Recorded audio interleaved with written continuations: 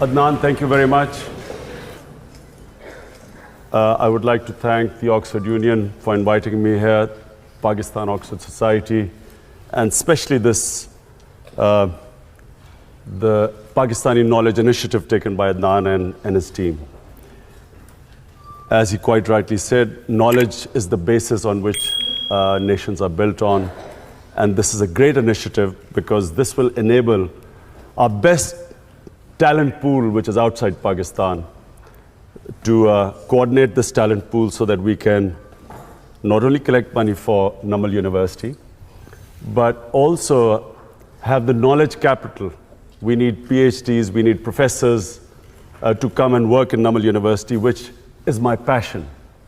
My mission is politics, my passion is this university, which I hope will, inshallah, become the Oxford University of Pakistan. The topic today is leadership, and I'm conscious today because my two boys are here, and I don't want them to be bored, so I'll try and be very crisp today, because the first time they've come to hear me. Leadership. All of us have the ability to be leaders. Everyone has the potential to become a leader. What makes a leader? The first and foremost is the vision. Leaders have dreams. And those dreams are beyond the self. There has never been a leader whose dream is concentrated on the self. So my great inspiration is the great Iqbal. Iqbal, in my opinion, was probably the greatest Muslim philosopher in the last 500 years. And he came up with this concept of a leader. He used the symbol of Shaheen, the eagle. And why did the eagle soar above everyone else, which is what makes a leader? Because the Shaheen, the eagle, broke away the chains that keep us grounded. So what stops us from achieving this great God-given potential are the various chains that make us tread the trodden path. So the Shaheen, the eagle, has great dreams. The difference is not talent, difference is not education. Difference is that a leader dreams what others are scared to dream of. Dream the impossible. And then that dream is, as I repeat, is not based on the self. They always think bigger than themselves. It's either their nation, their society, and then they struggle to achieve that dream. Now, the quality that distinguishes leaders is their ability to take pressure. Winston Churchill became a leader in Britain. When the biggest crisis was faced by the country, they looked upon someone who could take the pressure. How do you take pressure? When you struggle. When you struggle and when you have setbacks, you pick yourself up, you resume your struggle. It's eventually you get stronger. Each time you pick yourself up, you get stronger. So, a Nelson Mandela, it's 27 years the man spent in jail. But his dream was not restricted to himself. He was offered everything. The apartheid regime offered him everything except what he wanted. One man, one vote. A leader never compromises on his dream. The moment you start a compromise, it's a downward spiral. So it's when you stick to your dream and take all the pressure which you have to achieve that dream, you build that resilience, the endurance, the strength. And it's like physical exercise. The bigger weights you pick up, the stronger you get. The more you pit yourself against resistance, the stronger you get. But above all, no one has ever achieved anything who's always put himself before the society. So whether it was our great leader, Muhammad Ali Jinnah, Qaid-e-Azam. He was dying of TB. He never let anyone know that he was dying because he realized that he was the only one who could have achieved the dream of Pakistan. So it wasn't for him. The dream for Pakistan was not for himself because he was already dying of cancer, of TB. The dream was something beyond the self. And so was Gandhi, another great leader.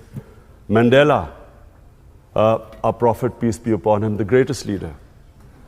When he struggled for 13 years, every hardship he faced in these 13 years, and eventually when he headed the state of Medina, and all the hardships they faced, but when he was in the 10 years when it was at the peak of his power,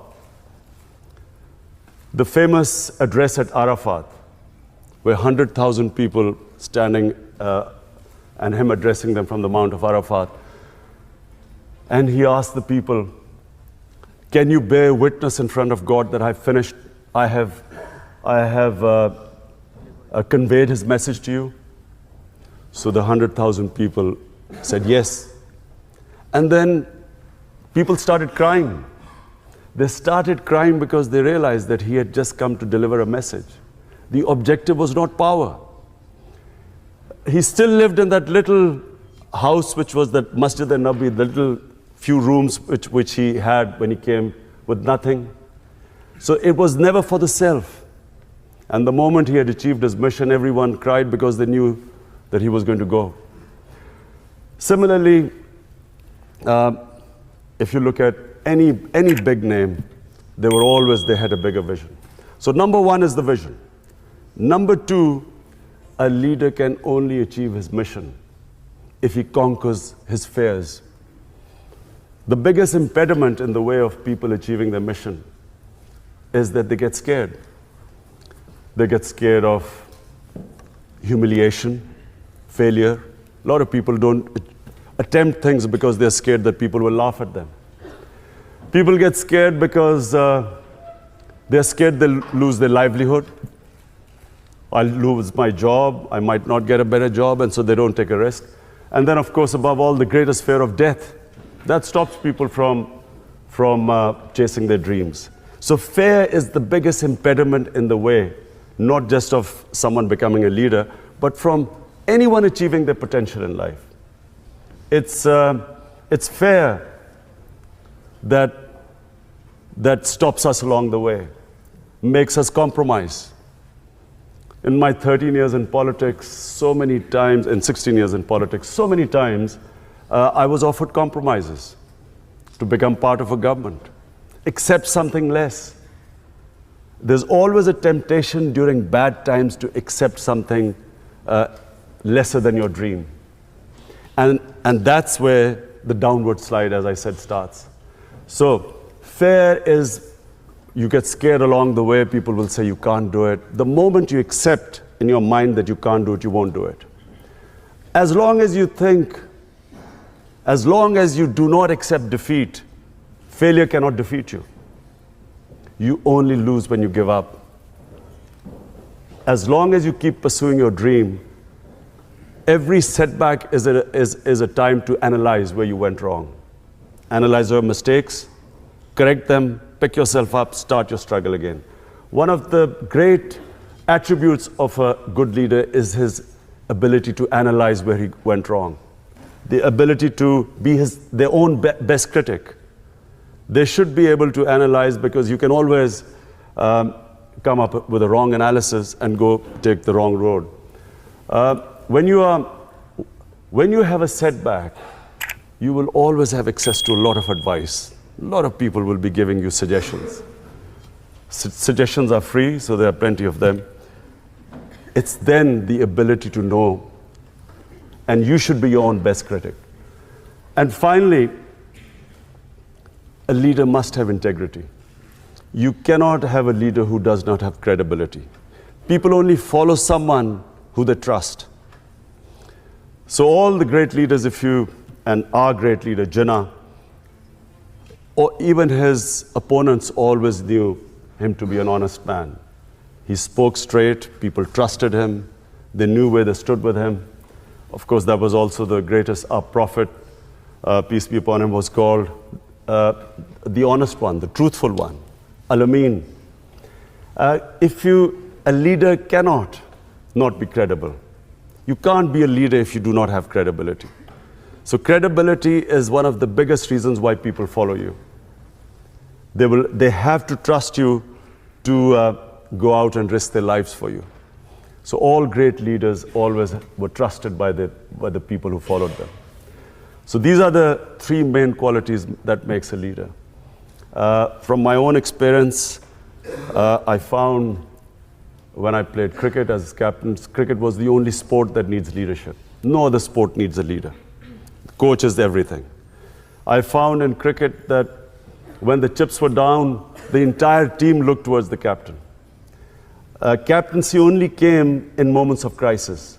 If you were doing well, you didn't need a captain, but you needed a captain when there was a crisis. And the moment the captain went down, the team went down with him.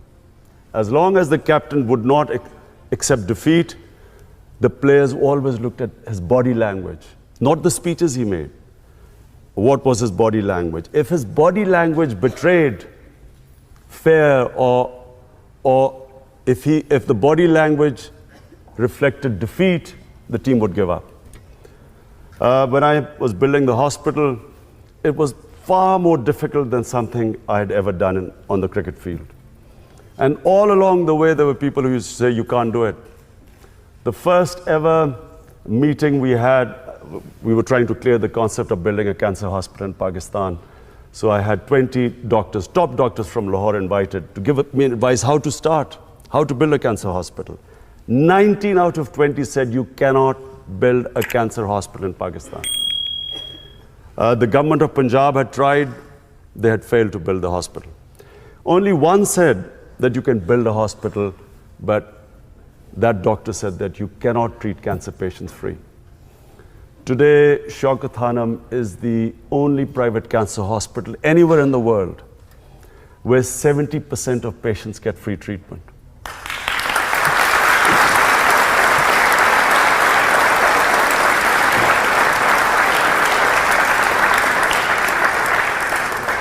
It was awarded by the World Health Organization.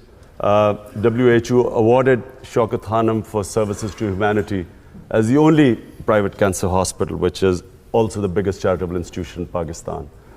And then when I came into politics, for most of my 16 years of politics, people laughed, made fun of me.